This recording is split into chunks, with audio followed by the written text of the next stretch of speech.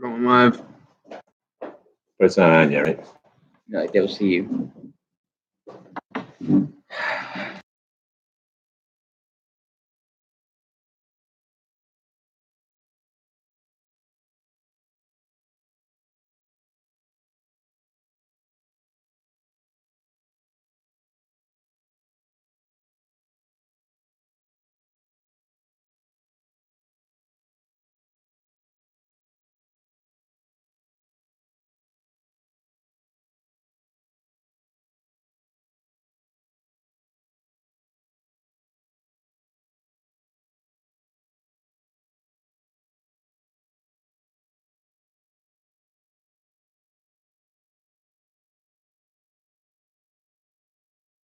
Yeah, because we're not doing anything yet. No, but Emmer's.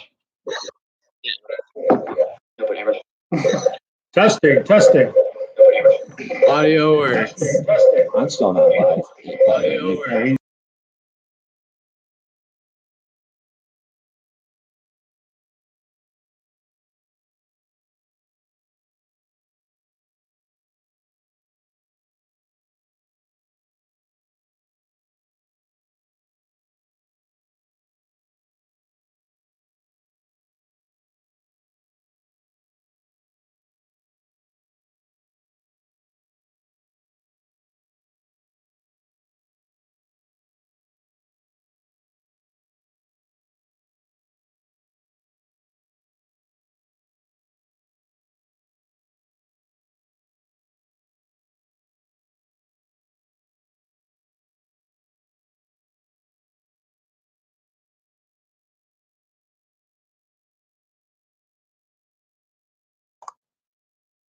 We're still muted. We got another 4 or 5 minutes to go, and then we'll be back on.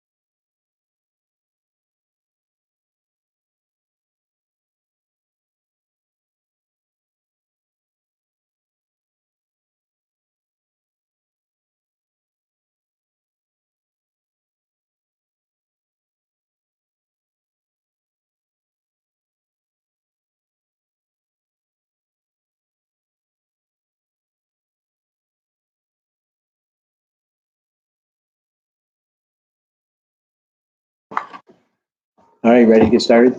Absolutely. All right, boys, thank you for setting this up for Thanks, us. fellas. Okay, good evening, everybody, and welcome to tonight's lecture on League Park. Lecture? Yeah, You'll be talking. whatever. My name is Kenny Gonovic. This is, Ken Krasalovic. and I am part of the Northeast Civil War Roundtable, Northeast Ohio Civil War Roundtable. And tonight's lecture was originally supposed to take place at Pine Ridge with a big dinner and the lecture by Ken. But as you all well know, life threw us a curveball and we had to roll with this instead. Underneath on this page, you'll see some important information about the Northeast Civil War Roundtable, Northeast Ohio Civil War Roundtable, along with the Baseball Heritage Group. Baseball Heritage Museum. And what else would Also sponsoring us, yes. and along with Ken Krasalovic's book and how to order it, which we're going to be talking about. That's the idea. Talk about the book. And whatever. Yeah, whatever. And you can ask questions as we go along. The big thing is here, as we said, there's been changes throughout the last month and a half. And it's funny because we're here to talk baseball. And I got one of my favorite quotes from The Field of Dreams, and it was by James Earl Jones. And he talked at one point about the one constant through all the years has been baseball. America has been rolled by like an army of steamrollers. It has been erased like a blackboard, rebuilt and erased again. But baseball has marked the time. This field, this game is part of our past. It reminds us all of that what was once good and what could be again. Baseball is needed in America. It's the one thing, like he said, that is constant. And we hope that somehow their powers that be get this season going again, because baseball has lasted through world wars, depressions, 9/11, you name it. Baseball is the constant. And God willing, we'll be seeing baseball again this year. Ken did write a book called League Park, the historic home of Cleveland baseball. And Ken, why don't you give us a little background on yourself and what made, some of your past, I know some of your history, it's been very sports oriented, and what made you write this book? Well, first of all, I had a co-author, Brian Fritz, worked with me on the book, and he was the guy who pushed to get it going. We talked about it for a long time. Both he and I were, kind of ballpark aficionados way back into the early '80s. Met playing summer softball actually, and found out we both had an interest in stadiums, and so we started going to a couple games. We took rides a couple times to go see some games, and we always felt like we had discussed that League Park was kind of a neat place, and really had never had a fitting book and a fitting history. Well, he got married and has, kids. I get married, have, so the idea kept brewing, but we never really got around to it until about, actually it was probably about 2007, 8, somewhere like that. I had moved back a few years earlier. I'd been in Philadelphia for a stretch. I came back to Cleveland, and then I took a job in Maryland, and I was visiting from Maryland, and Brian called me and said, hey, let's meet for lunch. He's a longtime prosecutor for the city of Cleveland, just retired after 41 years, I believe, about a month ago. So he said, let's meet downtown for lunch. I said, sure. So we went down there, and he handed me an envelope, and there was all of these, different little vignettes and articles and paragraphs and different stuff. He had been going for several years on his lunch break from the Justice Center down to the Cleveland Public Library and going through microfilm, reading newspapers, and coming up with stories. So Easy enough. That's going to be an easy book then. Just 1 week, you're done. I wish. Took us about 6 more years than that, because it had to be woven together. There were a lot of holes, a lot of things we needed to do to add to what he had. He had a lot of really neat anecdotes and little stories that probably were lost to time. And so I looked at the stuff, and again, looked at where there were holes, wrote some sections that needed to be filled in, sent Brian back to the library different times. Hey, we need I need the specifics on this or that to make it work. So, I was a journalism major. He's the lawyer. So he's a great researcher. And then I was able to kind of compile it. And finished product came out. We kind of lucked out because we finished right about the time that the renovation of the ballpark was complete in 2014. Perfect timing. Yeah. So, it's ironic you read that thing from Field of Dreams, because when they say that and they say this field, every time I hear that speech, I think of League Park, because League Park really almost does go that whole time. It was built in 1891 originally, and then rebuilt in 1910 as a steel and concrete ballpark. And by kind of a miracle in a way, it didn't get plowed over or built into something else. It's stayed as a baseball field ever since. And there's not too many. Is there any other field, any other stadium around that still can say they hosted all the greats? Is there? You got Boston, I'd imagine, right? Fenway, right? What other? Well, there is a field now on the spot of Tiger Stadium in Detroit. So that goes back not as far as League Park, but pretty close. Right.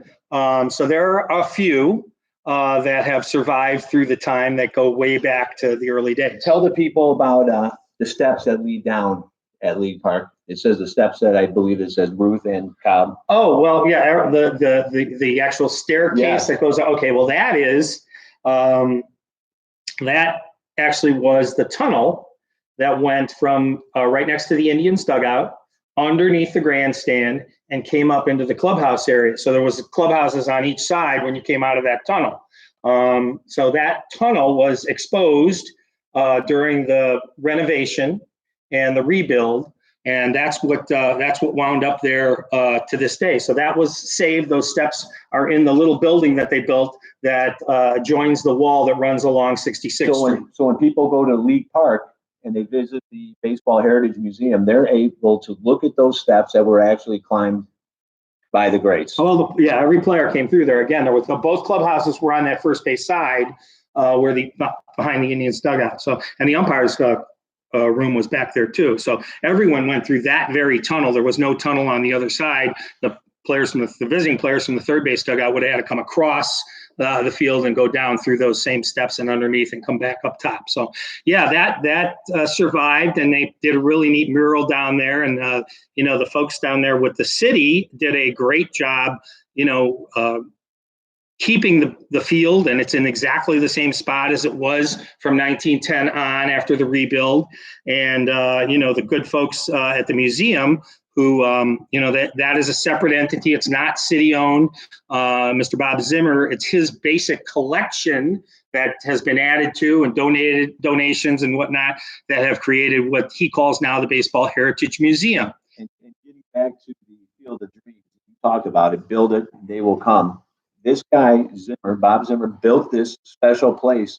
And we were hoping through tonight that he's going to get some more visitors when the time comes again when we can visit. Yeah. And again, there's information about the Baseball Heritage Museum down here to click on. Yeah.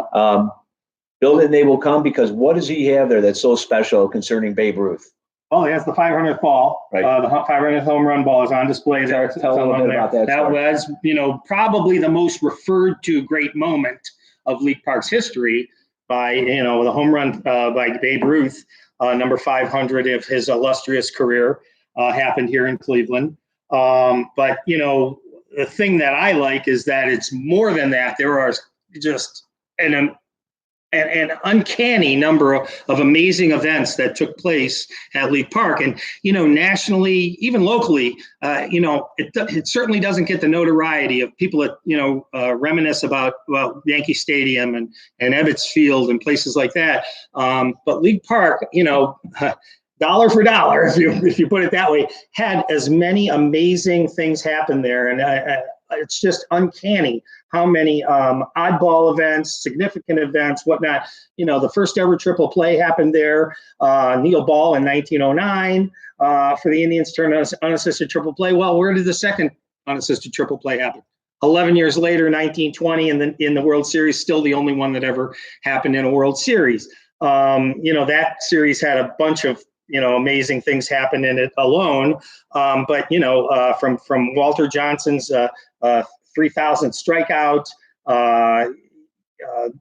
two of the first four 3,000 hit club members got their 3,000th hit in League Park. Amazing. Again, it's just unreal how many of those kinds of things seemed like they always happened there. And the history of the ballpark really weaves through the history of baseball in a lot of different ways, in the structure of stadium history, in the significant things that happened along the way, with Negro Leagues and the integration of baseball, things like that. It just is an amazing intersection of events and times that seem to all find their way with a significant something at League Park. Joe DiMaggio's 56th game of the famous 56-game hitting streak happened at League Park in Cleveland.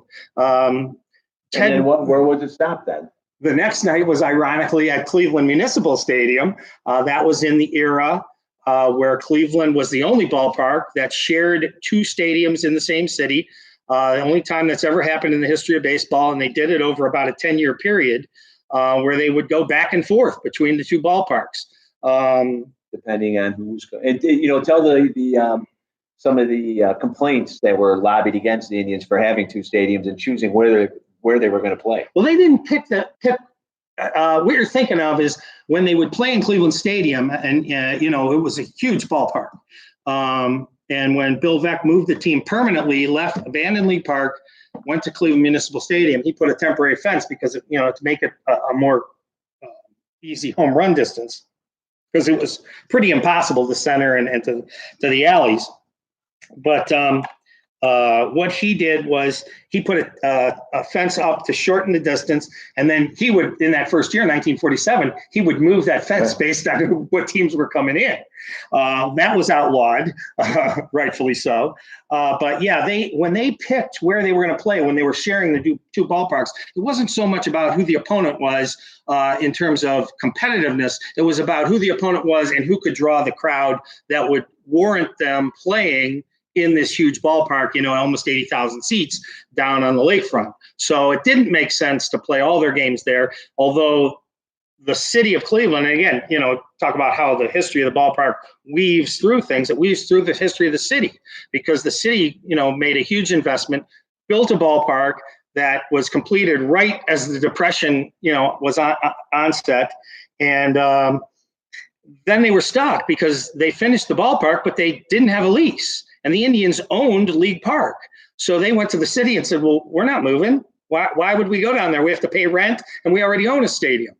And so there was negotiations went back and forth for about a year. And finally, midway in the 1932 season, they came to an agreement.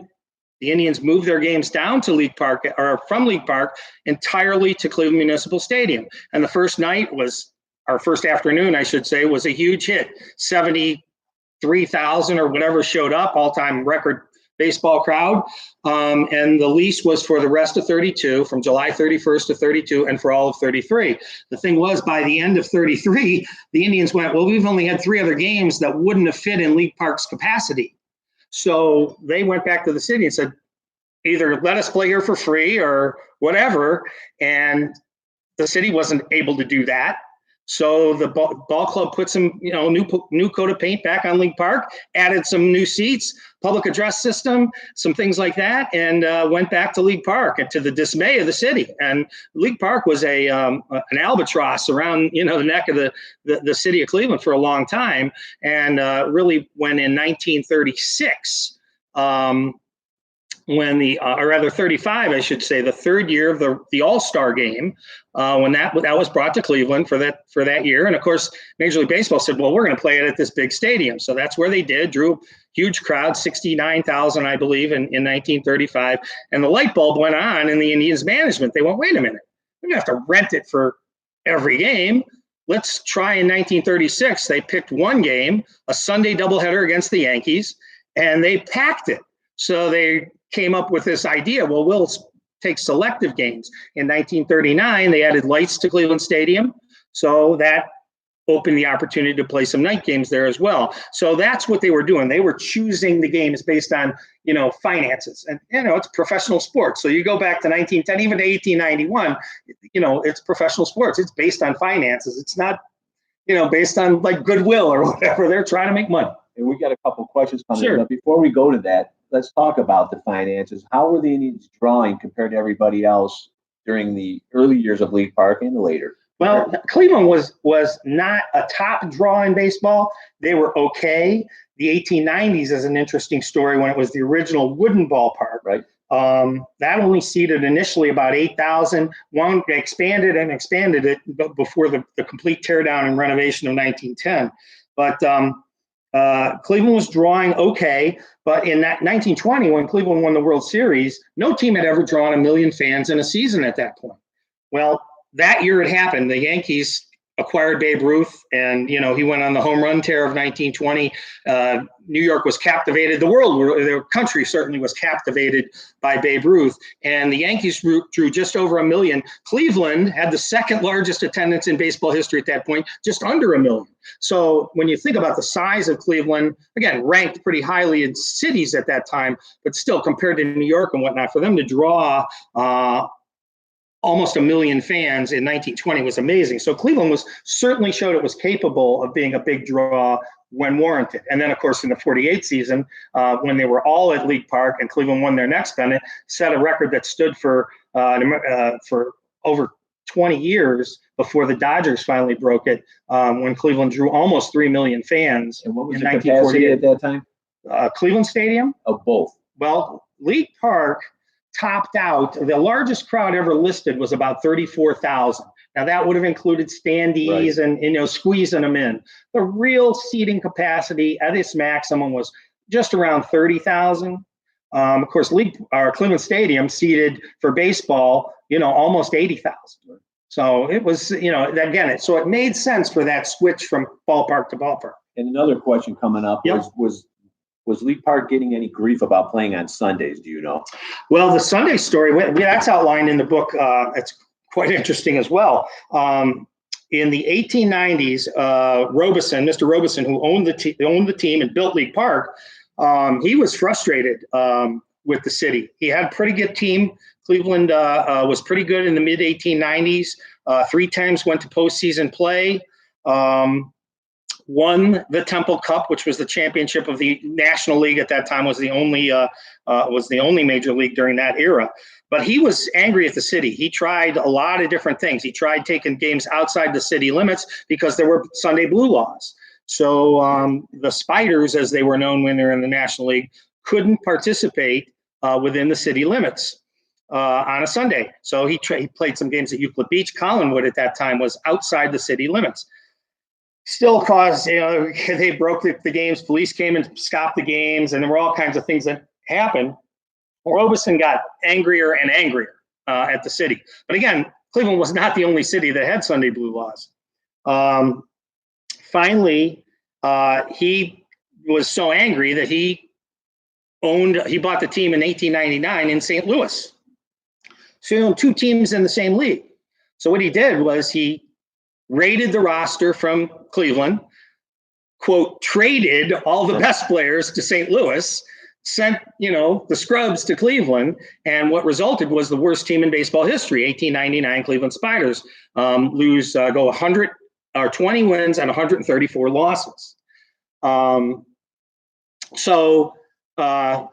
I forget where I was going with the initial question. The blue law. Oh, the blue laws, right. So finally, it wasn't until the early teens when the blue laws were changed in Cleveland and they were allowed to play on Sundays. But I believe Philadelphia was the last city. I think it was 1931 when they were finally allowed to play on Sundays. So it caused some crazy things to happen. There was one of the most famous games in Cleveland history was the Philadelphia A's. The series was in Philadelphia. This is in the teens or 20s, and Cleveland couldn't play, or Philadelphia couldn't play at home. Both teams took a train after the game on Saturday, played the Sunday game in Cleveland, and took the train back.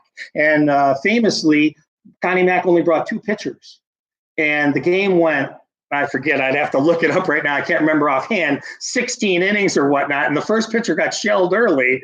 And so he pulled the first pitcher. And, so crazy things happened because of things like that, the blue laws and whatnot, the transportation in those days. So it was a whole different era. That's for sure.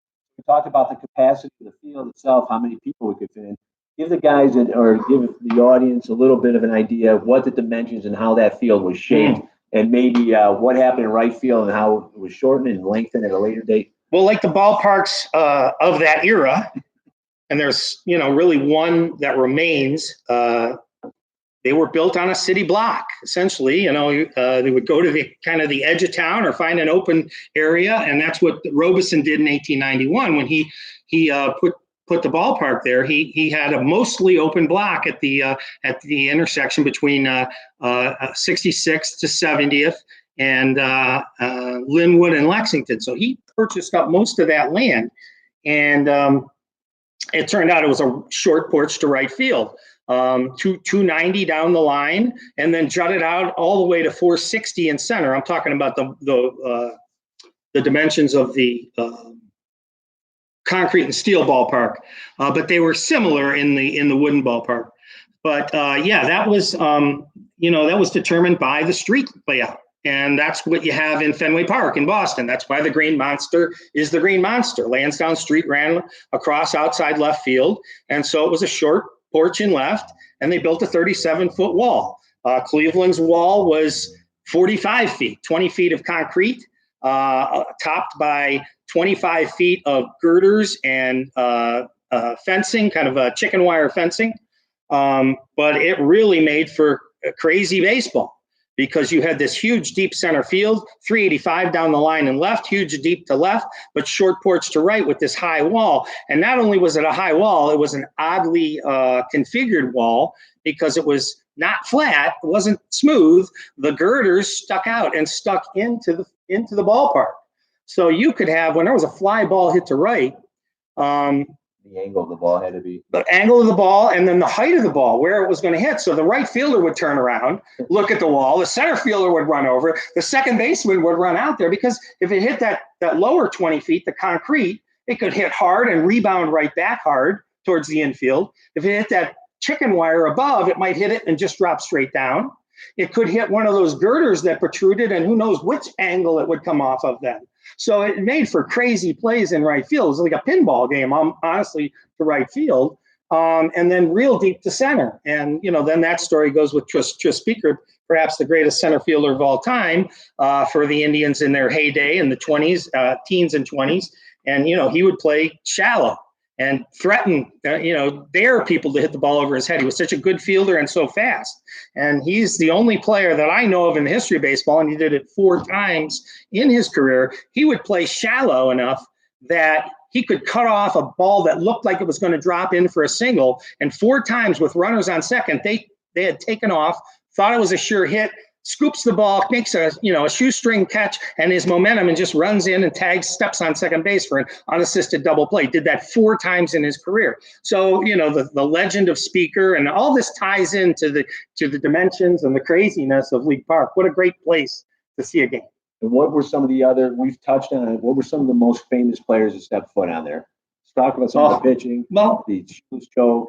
Yeah, the stories that go with it. Sure. If you want to talk about great players, anybody from 1891, through the ballpark's history, 1946 was when the Indians stopped playing there. They all played there, even a lot of the National Leaguers, because in those days they would play exhibition games during the season. If an Eastern team was coming back, say from Chicago, they'd stop off, play a game in Cleveland, on an off day, make some money, and then, break up the trip and then get back on the train to get back to the East Coast for the next day. So even most of the National League players, were in there at one point or another. Willie Mays played. Now, he came after the Indians had moved full-time to the stadium, but in the last year of the ballpark, when it was the home to the Cleveland Buckeyes of the Negro Leagues, Mays played in that last season at League Park. So, you name them, they probably played there. Satchel Paige would have played there again in the Negro Leagues, sure. Because he didn't come up to the Indians, was signed in 48 when they had already made the full-time move down to Cleveland Stadium. And now what might be the status story, even though it didn't take place at League Park, took place in New York, but it reverberated back to Cleveland. Let's hear that story. And a lot of us know about it, some might not. Yeah, well, Ray Chapman, and it's been 100 years, of course, since the Indians won their first World Series, 1920. And that's part of, I'm frustrated.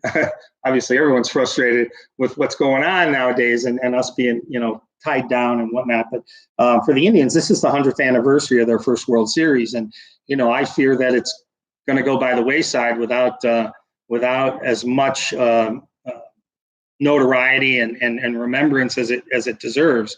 But yeah, in that 1920 season, Cleveland was in the pennant race, had been close for the last couple of years before that. And they had a guy named Ray Chapman, who was their shortstop and was really as popular a player as Cleveland had at the time. He was a great player, great defensive shortstop, not a really high batting average. How old was Ray? At that point, I believe he was 29 or 30. He had married into a rich high society family in Cleveland. The previous off season, his wife was from the East Ohio Gas Company. Her father was the president of East Ohio Gas. So he was, well-known guy and very, very popular with the fans because he was just kind of the all-American kid kind of guy. And in New York, Cleveland was in the pennant race. They're playing the Yankees in the Polo Grounds at that time. Yankee Stadium hadn't been built yet. And this is in the days before batting helmets. And Ray Chapman took a ball to the head. He got beamed and collapsed. They got him to his feet. They took him to the clubhouse, rushed him to the hospital, and he died at about 4 a.m. the next morning, the only death in the history of baseball. And it really did impact the season. The team had, imagine going through that as a team, to have your kind of idle guy get knocked out. And he was, it was a big deal. And, the city was in mourning, and the team kind of went into a little mini tailspin. And luckily for them, they rallied around Chapman's memory and came on in September to win the pennant. So what's the backstory about the pitcher? Yeah, Carl Mays, submarine style pitcher, and had been known for pitching inside, that he, backed guys off. One of the greatest baseball books you'll ever find, by a guy named Mike Sowell, Sowell. The Pitch That Killed was the baseball book of the year it came out. It's probably been 25 years or so now, but a great tale that goes through all the details of it. So if you get a chance, that will tell you that whole story of of Chapman's death and the team rallying and getting they got a first guy that subbed in at shortstop, Harry Lunte, I believe was his name, came in and didn't do so well. And Cleveland was in a panic situation. They picked up a player out of New Orleans in the minor leagues, Joe Sewell, who wound up being a Hall of Famer. And he stepped in September in the shoes of Chapman and did a phenomenal job down the stretch and was a key to Cleveland winning that pennant and World Series in 1920. And the one last bit to that story, who's the man that caught it was Wally Pipp. Wally Pipp was replaced by Gehrig. Right, but during the point, the ball came off of Chapman's head, right, so hard, and with a sound of ball hitting a skull, and the pitcher Mays, he thought that the ball hit off his bat. Apparently, when Chapman got hit, he had pulled the bat up. He thought the ball came off his bat. He fielded the ball in front of the mound and threw to first, and looked, and no one was running. He looked back at the plate, and there's Chapman, on the ground. So give the backstory to Wally Pipp then, for those that don't know. Not a League Park story, but Wally Pipp is the famous guy. If you ever get substituted for something, and somebody says you're now Wally Pipp, well, that's because Wally Pipp was playing first base for the Yankees, and then Lou Gehrig got the job one day when Pipp was sick, I believe. Said he had a headache. And 2,130 games later, Lou Gehrig was still in the starting lineup for the Yankees, and Wally Pipp was a Side note. Side note in history. So then after the 1920 World Series victory, 1921 comes along. What do they do with their uniforms, which would never be done? I don't think it's been done since. It was No. done before that. It was New York done before. Giants did it in the first decade of the century. But yeah, Cleveland's uniforms for the 1921, they put world's champions right across the front of their jersey instead of Cleveland or Indians or whatever. So yeah, they're a unique set of uniforms. And in fact, this cap I'm wearing, that is the 1921 style C, and that's the cap they wore into the mid-30s. Yeah. Yeah. We also have a question. Give us some of the different names of the field, the reasons that they were changed throughout the years. Okay. League Park. Well, it was built as League Park. It wasn't the only League Park. That was kind of a common name for some ballparks in a couple of cities. Cincinnati had a League Park. Akron had a minor league field that was called League Park. But Cleveland's was called League Park as well. And again, in Cleveland's case, it was National League Park. That's where the Cleveland Spiders of the National League played in 1891 when it was built. So people was known as League Park. Again, officially National League Park initially, but shortened to League Park and became the common term. And it stayed that way, although it was referred to as some different names. When Charlie Summers took over, when the American League team came in 1901, after the Spiders had left after that debacle season in 1899, Cleveland gets in the American League, and Charlie Summers owns the team. And there were some people that called it Summers Park because he owned it. You know, when you bought the team, you also bought the ballpark. This is way in advance of of when municipal ownership happened, and that's Cleveland's too, because the first municipally owned stadium that was intended for professional sports teams was Cleveland Municipal Stadium that opened in '31. But so it was referred to sometimes as Summers Park. And then he sold the team in after the 1915 season. Sonny James Dunn buys the team, and so League Park he gets in addition to buying the team, he gets the ballpark. And there were some people that called it Dunn Field. And you'll see this mistaken, and this is one thing we did correct in the book, because often you'll see, well, once Dunn bought the team in 1916, he changed the name to Dunn Field. Not true. What happened was that he had the team playing in League Park, but after he fulfilled his promise to the Cleveland fans and won the World Series in 1920, that's when he said, now we can call it Dunn Field. And so he flew a banner on opening day 1921 that said Dunn Field, and from 21 until 27, it was officially Dunn Field. He died in the meantime. He died in, I believe, 24. His widow owned the team, and then when she sold it in 27, that's when it officially went back to League Park. But commonly, even when it was Dunn Field, more people than not would have called it League Park. And so that's what it stayed. And getting back to some of the great players again, and I know this isn't your book and it's somebody else's book, but it is an intriguing figure in Cleveland history, Addie Joss. Great story. Addie is a Hall of Fame pitcher, was a somewhat local guy out of Toledo, and was a great pitcher in the first decade of the 1900s. And he, in the 1910 season, later in the season, wasn't himself. And in the off season, I believe he went to Hot Springs, Arkansas. It was a big spot back in those days for people to kind of rejuvenate themselves. He thought he was going to be okay. Went to spring training in 1911. And at the end of spring training, towards the end of spring training, he wasn't doing very well. And he went back home to Toledo.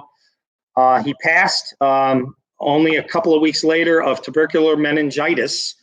And so then in 1911, during that season, he was a beloved player, and all of the major leaguers, American leaguers especially, really wanted to do something for him, and they played an all-star game, purported to perhaps be the first real all-star game that ever occurred, 1911. At League Park, and it was on a Monday, an off day for most of the teams in the league. So those teams sent representatives, and they played a game, the All-Stars of the American League against the Cleveland Indians, or Cleveland Naps at that point. But that game was a famous game and raised money for Eddie Joss's Quite a widow bit. and family. Quite a bit of money. Yeah, for that era, it was about, I believe, $16,000. So remember, in those days, you're looking at more than 20 times that. So, the equivalent today would be hundreds of thousands of dollars that they raised for. With a large amount coming from Ty Cobb, who was known to be not a very nice man, but had a great appreciation for the talent of it. Yeah, and the Cobb story that's presented certainly in the book of the early '60s, and then in the baseball documentary by Ken Burns, is not very good. And some of that has been refuted now. I had the opportunity to go to the Ty Cobb Museum in his hometown of Royston, Georgia, back this last summer, and he was he was a very giving man. He built a hospital down there. He did a lot of great things for people, but he was a nasty guy, and he was played the game nastily. And that reputation really did, has precluded his history. And and there's also a famous picture of Ty wearing a. Well, yeah, in that 1911 game, he took the train down from Detroit to play in that game on that Monday. And for whatever reason, no one really knows for sure. Did the uniform get lost, stolen? Did he forget a packet? No one really knows, but he got to League Park that day with no uniform. So they gave him a Cleveland Road uniform. So when you see the team picture of that day, you'll see the All-Stars, and you'll see on the All-Star side, one guy wearing a Cleveland uniform, and that's Ty Cobb. And the irony to that is earlier in about 3 or 4 years earlier, Cleveland had a chance to get Cobb. He was offered even up to Cleveland for Elmer Flick, who was a star outfielder that the Indians had. And Cleveland turned down the deal. Flick, unfortunately, he got ill the next year, and his career, petered out.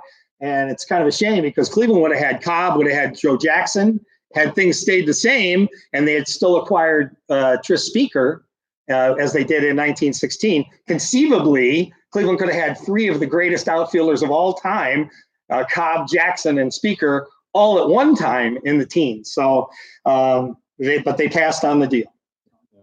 There's so many side stories and whatnot, and that's what Brian and I really got a kick out of, and we love telling these stories. And I don't want to give too much away, because I want people to buy the book, and it is a great book.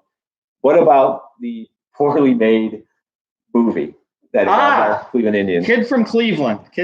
I wanted to see this so badly, and because I had heard, there was some of it was filmed in League Park. And it took me a long time to find a copy. I finally did online about, it was when we were working on the book, so it was probably about 10 years ago or so, that I finally found a copy on a DVD and was able to see it.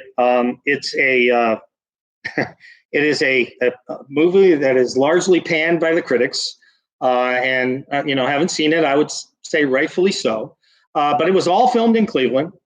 And Cleveland had just won the World Series in '48, and this film was set in Cleveland. So they used the players. It came out in '49. They used Cleveland players. It was filmed actually early in '49. League Park was still standing, was still in its in its location. Nothing had been torn down or anything at that point.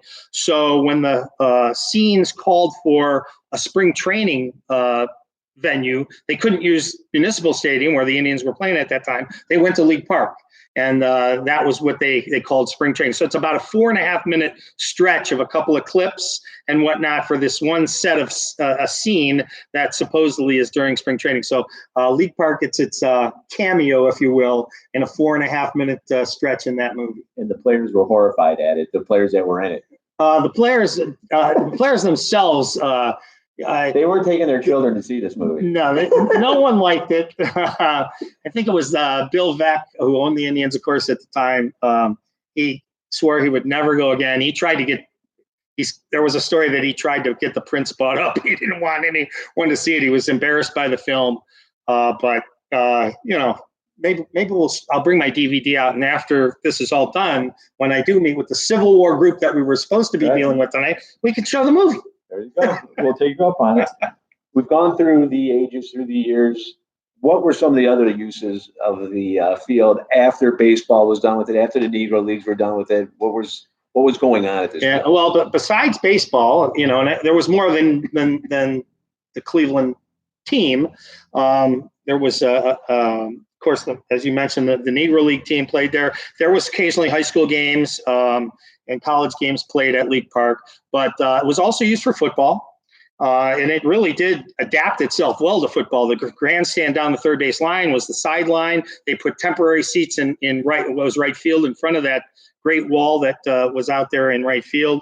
So it was a great place to really watch football, and it was used for various games over the years. It was used professionally by a couple of the early teams in Cleveland in the 30s and 20s. And then the Cleveland Rams, who came about in 1936, and we're here through 45, quite a few of their seasons were played in League Park as well. It was used as a boxing venue several times over the years. Its probably most oddball event was in the teens, I believe it was, when there was an opera held at League Park. So yeah, I mean, it was the largest venue in the city, of course, before the Cleveland Stadium was built down on the lakefront. So it was used for a lot of different things. And clearly, if you wanted to do a mass, the biggest crowd, that would be it. I see we got a lot of people commenting. Did we? Okay, good. What is, and we will be wrapping it up soon enough. It's a freebie. I'll go as long as you want. What is, without doubt, your favorite story out of League Park? Don't give too much of your book away, but what's the big one that you love? And, and as I know, you said that you guys were working on this thing for quite a while, so I know there's got to be. There are so many. I would say I would just point to Game 5 of the 1920 World Series because of its significance in baseball and Cleveland baseball history. Cleveland wins its first ever World Series. And Game 5 itself, Cleveland came back and came to town, and that game is what put them up in the series. They won games 5, 6, and 7 to win the series. 5-2 was a best of 9 that year. And that game in itself had 3 of the most famous things. That early on in the talk, I mentioned Bill Wambsgans turned in an unassisted triple play in Game 5. Also, Elmer Smith hit the first ever grand slam in a World Series game. That happened in that game. In fact, that staked the Indians to an early 4-0 lead. And Jim Bagby, the pitcher, who was a very good hitting pitcher, hit the first ever home run by a pitcher in the World Series in that game. So all 3 of those things happened in that same game. I think that I don't know if that's my favorite story, but if I could go back in time and be there for a day, that would be the day I'd want to be there and see what it was like to be at Game 5 of the World Series. As I said, they also put Cleveland up 3-2. So it was a pretty significant day. All right. Listen, I think we picked your brain enough. I see just scrolling down question. What was the game Ty Cobb wore a Cleveland uniform? That was that 1911 All-Star game. Yeah, okay. That was before we I don't know if that was specifically answered or they wanted it repeated. But does anyone use the ballpark now? If so, it's used we're going to get into that. Yeah, it's used for youth baseball. It's a City of Cleveland recreation facility. The deal was, it was kind of, I mentioned, it was an albatross around the city's neck. Cleveland owned the team, and even when Veeck took over the ownership of the team in '47 and negotiated to play all the games down at the big stadium, he still owned League Park in case where the Western Reserve was playing home football games there. The Cleveland Buckeyes were still in existence. So he was renting the park out. He owned the ballpark. He had to pay taxes on it. So it was always a threat that he could say, look, if you don't cut me a good enough deal, Mr. Mayor or whoever, I'm going to take my games back to League Park. So finally, when Veeck took ill in 1950 and had to sell the team, that opened the door for the city with this new group of owners that took over. They cut a deal where they gave them a new lease. Indians took a new lease to Cleveland Stadium, and that part of that deal was that the city would take over and get ownership of League Park. So that happened at that time, and the plan was to make it a recreation ballpark and to tear most of the grandstand down, which happened.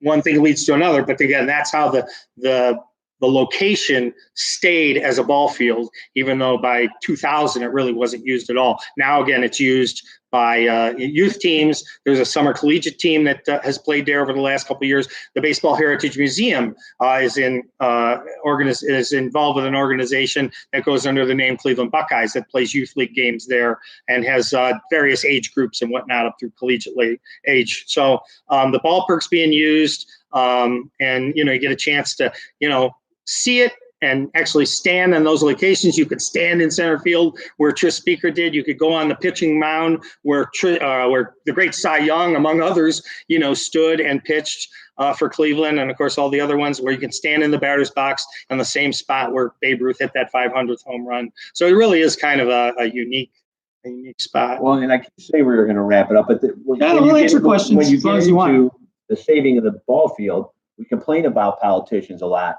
But what group of politicians, give me a few that stepped up and saved this historic landmark? Well, Fannie Lewis was this councilwoman in that area, in that neighborhood, and she did for a long time really push that the ballpark should be renovated and saved.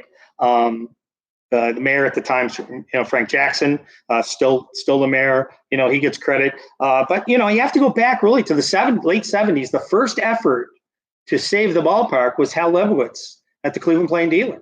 And he was the sports editor. He went back to those days. He loved League Park, and he got rallied the troops to try and have a renovation. They had an event down there in 78, I guess it was, 79. And unfortunately raised some money, but not enough to really do much. And so the ballpark continued to languish. But a lot of people over the years have wanted to see it save. And you could say you can complain about governments and politicians and whatnot, but you have to give the city of Cleveland credit for doing what they did. You have to give Bob Zimmer and the museum folks a lot of credit for what they have done, because that attracts people all the time down there for more than just ball games. So that component of it, and the city coming to an agreement with Bob to be able to utilize that space is important as well. So a lot of people are involved. There's a lot of people that we talk to, and I've been fortunate. Margaret Reardon, who kind of operates the museum and a lot of the events down there, wonderful person.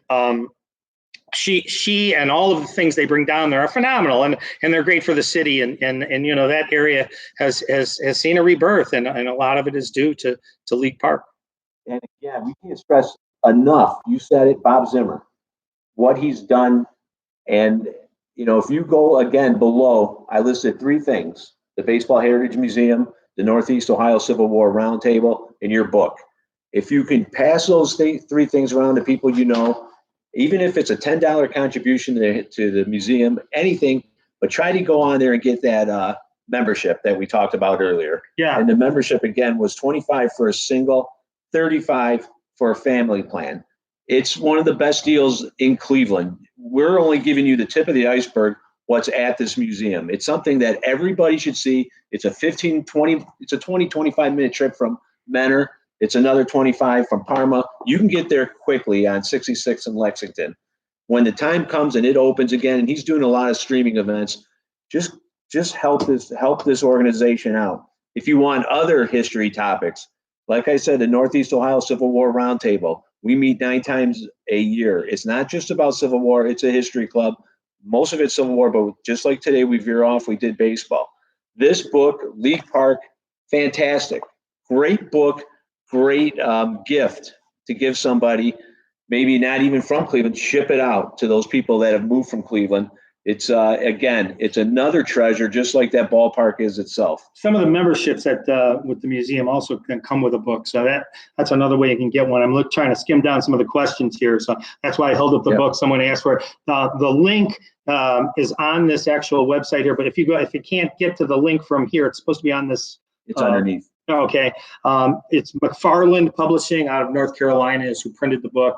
You can go there. If I do speak somewhere, myself or me and Brian, or Brian sometimes by himself, we always bring books as well and have them available. So if you want to get a book that way, you can do it. We usually sell them at a pretty good rate as well. So and by the way, if you have a group, that would like to, we have a PowerPoint presentation where we kind of go through the history of the ballpark. Takes about an hour.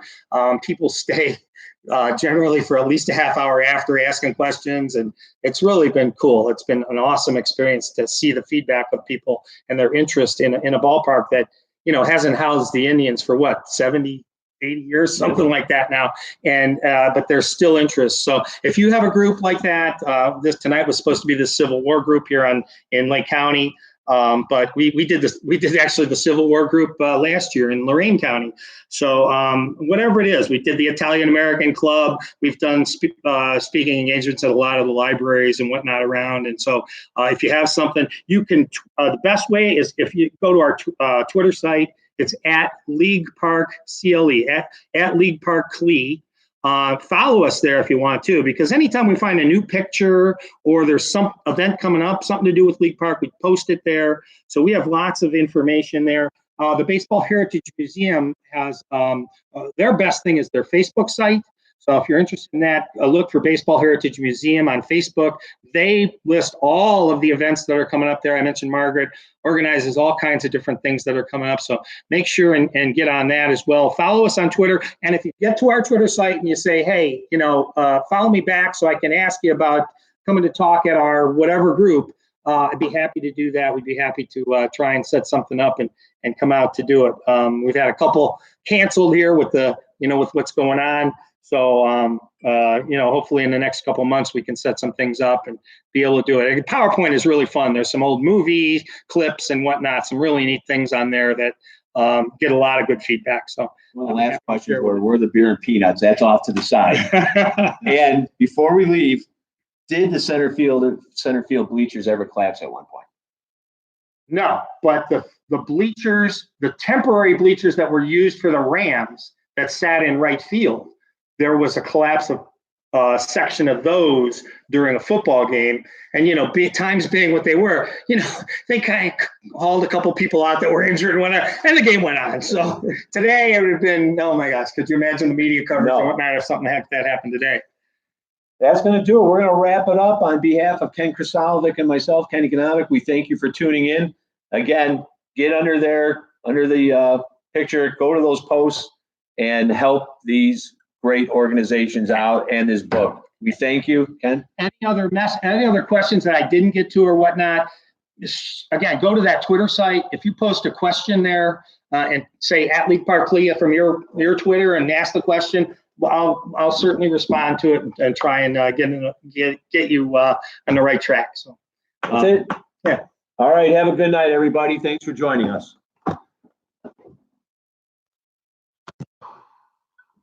How many people?